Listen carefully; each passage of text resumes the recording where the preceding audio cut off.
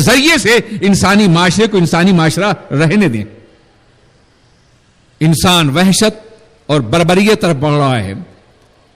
ایک طرف جنسی انارکی ہے، ایک طرف گناہوں کی دعوت ہے، ایک طرف رغائب نفس ہے، ایک طرف جھوٹے لوگوں کی رضاکاری ہے، ایک طرف بکتی ہوئی انسانیت ہے، ایک طرف خریدا جاتا ہوا ذوق مشاہدہ ہے، اور دوسری طرف انسانیت کی تعمیر میں لگی ہوئی ہماری بیٹیاں اور ہماری بہنیں ہیں جو اس بات کی کوشش کر رہی ہیں کہ اس ملک کو نہیں پوری دنیا کو بہترین انسان بھی عطا کر سکیں اور بہترین مسلمان بھی عطا کر سکیں.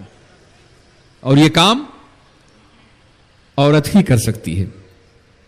آپ اندازہ فرمائیں، تاریخ انسانی کا مطالعہ کریں تو آپ کو معلوم ہوا کہ دنیا میں کوئی بھی بڑا انسان ہو جس نے تاریخ کو نیا موڑ دیا ہو، تاریخ کو نیا رخ دیا ہو، اس کے پیچھے کسی نہ کسی عورت کا ہاتھ ہے.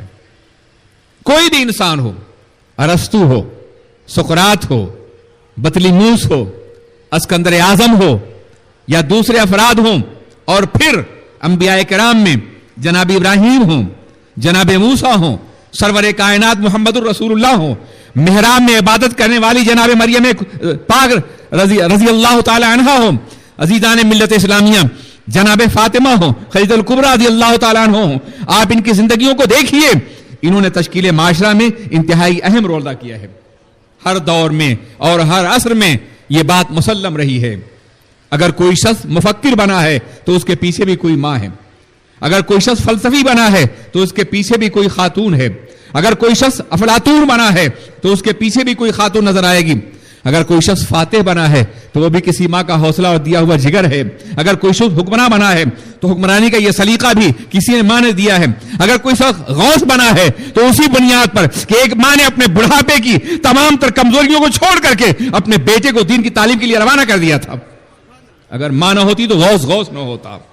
اگر ماں نہ ہوتی تو بغداد کا وہ تاجدار اور پوری دنیا پہ اپنی عظمتوں کا لوہا نہ منوا رہا ہوتا. اگر ماں نہ ہوتی تو آج ہم یہاں عبد القادر جیلانی شیخ اللہ کا نعرہ یہاں سے بیٹھ کے نہ لگا رہے ہوتے. اگر ماں نہ ہوتی تو تصوف کی وہ عظیم درسگاہ جس نے دلوں کو زندگی عطا فرمائی اور حیات جاویدانی بخشی، اسلام کو نئی زندگی دی، محی الاسلام پیدا کیا اس نے، اگر ماں نہ ہوتی تو یہ سب کچھ نہ ہوتا. اگر ماں نہ ہوتی تو خواجہ اعظم آج کروڑوں انسانوں کے دلوں کی دھڑکن نہ ہوتے. اگر ماں نہ ہوتی تو آج عزیزان ملت اسلامیہ وہ تمام افراد جنہوں نے زندگی میں اپنی ماں سے کچھ سیکھا ہے ان کا کردار نہ ہوتا. غریب نواز نہ ہوتے، بندہ نواز نہ ہوتے، نظام الدین نہ ہوتے، بابا فرید گنج شکر نہ ہوتے، جنہیں شوق عبادت اور ذوق بندگی ماں کی باغوش سے ملی تھی اور ماں کی تربیت سے ملی تھی. ماں نے عظیم افراد پیدا کیے ہیں. مکالمات فلاطوں نہ لکھ سکی لیکن اسی کے شعلے سے ٹوٹا شرار افلاطون. عزیزان ملت اسلامیہ، ماں ہے جس نے محمد فاتح کو پیدا کیا ہے. ماں ہے جس نے محمد ابن قاسم کی تربیت کی ہے. ماں ہے کہ جس نے بڑے بڑے انسانوں کو دنیا میں باضابطہ طور پر سنوارا ہے، ان کی ذہنی اور فکری آراستگی کی ہے. وہ ماں ہے کہ جس نے قتیبہ ابن مسلم باہلی کو فتح افریقہ کے لیے آمادہ کیا ہے. وہ ماں ہے جس نے اندلس کے فاتح کو جنم دیا ہے، طارق ابن زیاد کو. وہ کوئی ماں ہی تھی کہ جس نے دنیا کے ان بڑے انسانوں کے ذریعے سے دنیا میں انقلاب برپا کیا، تاریخ کو نئے موڑ دیے ہیں. اس لیے ہر دور میں عورت کا کردار بے پناہ اہم رہا ہے. کہیں کوئی بیوی اہم فریضہ انجام دیتی ہے، کہیں کوئی ماں انجام دیتی ہے. اللہ کے رسول تاجدار دو عالم سرور کائنات پہ پہلی وحی پاک نازل ہوتی ہے. اقرا بسم ربک الذی خلق.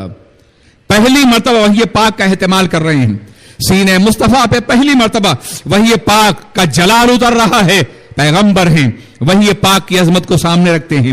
وحی پاک کی بنیاد پہ آپ کے جسم پاک پہ لرزہ ہے. اس لیے نہیں کہ آپ ناواقف تھے حالات سے، اس لیے نہیں کہ آپ نبوت سے ناواقف تھے، اس لیے نہیں کہ آپ جبرائیل کو پہچانتے نہیں تھے، اس لیے نہیں کہ معاذ اللہ مستشرقین یورپ کے قول کے مطابق آپ کو یہ شبہ تھا کہ یہ شیطان کا عمل ہے یا وحی پاک ہے. عزیزان ملت اسلامیہ، ایسی کوئی بات نہیں تھی. جلال کلام خداوندی تھا، اللہ کا کلام اتر رہا تھا. لو انزلنا هذا القرآن على جبل لرأيته خاشعا متصدعا من خشیۃ اللہ.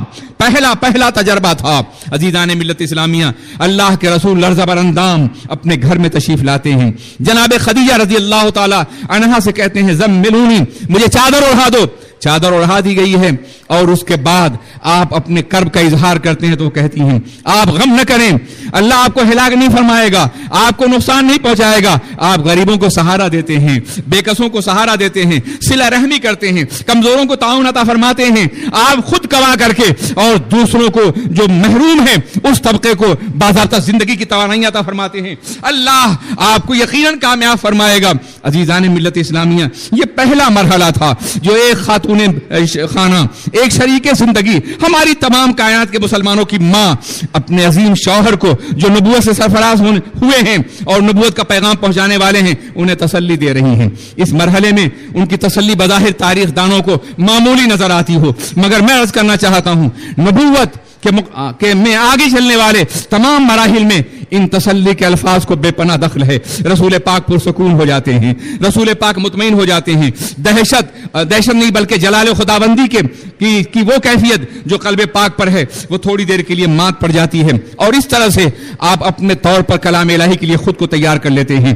ایک خاتون کا اتنا بڑا رول کہیں اور نظر نہیں آئے گا، بے شمار باتیں نظر آتی ہیں۔ حضرت خدیجہ رضی اللہ تعالیٰ عنہ کا یہ طرز عمل بتا رہا ہے کہ شوہر پریشان ہو اسے تسلی دو، شوہر لرزہ برندام ہو اسے سکون دو، شوہر گھبرایا ہوا ہو اس کی گھبراہٹ کو دور کرو، شوہر باہر سے اگر کسی بنیاد پر گھر میں اس طور پر آئے کہ اس کے اوپر دباؤ ہو ماحول کا، اس دباؤ کو کم کرو۔ ایک شریک زندگی کا رول یہ ہے تاکہ وہ میدان زندگی میں آگے بڑھ سکے، اپنی تمام تر توانائیوں کو اللہ کے راستے میں خرچ کر سکے، اپنی ذمہ داریوں کو آگے ادا کر سکے۔ عزیزان ملت اسلامیہ، میری ماں اور بہنوں، میں یہ عرض کرنا چاہتا ہوں کہ حضرت خدیجہ رضی اللہ تعالی عنہ نے نہ صرف یہ کہ وحی پاک کے پہلے مرحلے میں سرور کائنات صلی اللہ علیہ وسلم کو تسلی عطا فرمائی، تسلیہ کے الفاظ عطا فرمائے، بلکہ اس کے بعد پوری زندگی انہوں نے دین اسلام کی خدمت کے لیے وقف کر دی۔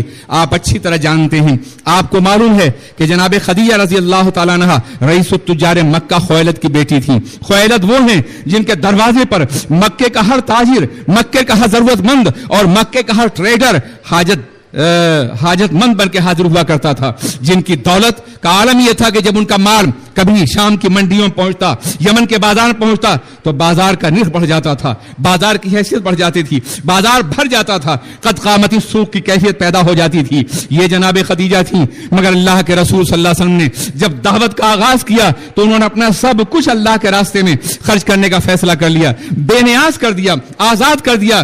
میرے رسول آج کے بعد آپ کو تجارت نہیں کرنی ہے، میرے رسول آج کے بعد آپ کو مال تجارت لے کے ملک شام نہیں جانا ہے، یمن کی منڈیوں کو اب آپ کی ضرورت نہیں ہے، اب انسانی منڈیوں کو آپ کی ضرورت ہے۔ اب تو آپ ایمان دینے والے ہیں، ایمان دنیا میں پہنچانے والے ہیں، عقیدہ دنیا میں دینے والے ہیں، انسانیت کو دینے والے ہیں اور انسانی اقدار کو روشن کرنے والے ہیں۔ اللہ نے آپ کو اس عظیم منصب پہ فائز کیا ہے کہ جہاں نہ کوئی تاجر پہنچ سکتا ہے نہ دنیا دار پہنچ سکتا ہے۔ اب دنیا کا سرمایہ آپ کی ٹھوکروں میں ہوگا، دنیا کا اقتدار آپ کے قدموں میں ہوگا۔ اب آپ کے مقدس قدم ناز کے نیچے سے چشمے پھوٹیں گے، زندگی کے چشمے، حیات کے چشمے، تہذیب کے چشمے، معاشرے کے چشمے اور تمدن کے چشمے۔ میرا سب کچھ آپ کی نظر ہے، اور آپ نے دیکھا کہ چند سالوں میں وصال سے پہلے انہوں نے اپنی ساری دولت اللہ کے راستے میں قربان کر دی۔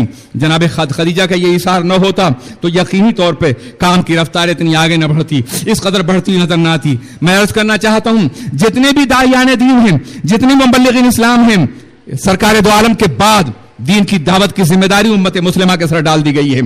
ان میں آپ دیکھیں گے کہ جب تک ماؤں نے ساتھ نہیں دیا ہے، بیویوں نے ساتھ نہیں دیا ہے، اس وقت تک داعیان دین کبھی آگے نہیں بڑھ سکے ہیں۔ ماؤں نے اثار کیا ہے، اپنی محبتیں قربان کی ہیں، جگر کے ٹکڑوں کو پیش کیا ہے، تب جا کر کے داعیان دین نے اپنا کام کیا ہے۔